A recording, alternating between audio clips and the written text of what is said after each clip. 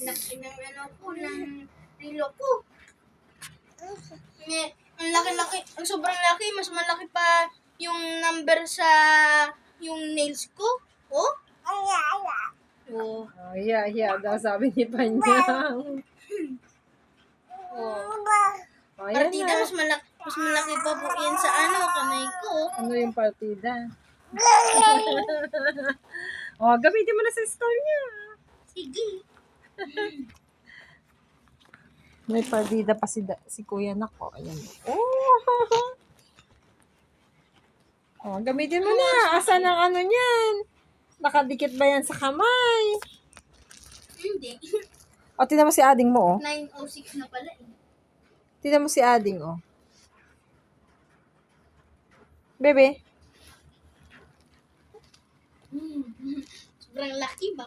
Baka mami mabasag. Ganito yung size ng plato ko eh. Mami. Ganyan ba? Opo, ganito po. Oh, yan. Eh, bigat naman ng plato mo, eh. Yo. Natin na ano. Punta ka na doon ako, oh. O siya, gamitin mo na yan. Hindi na tayo bibili ng relo mo. Ha? Opo. Sa school. Opo. Palakihan ng relo. O, isaman pa si Panyang, oh.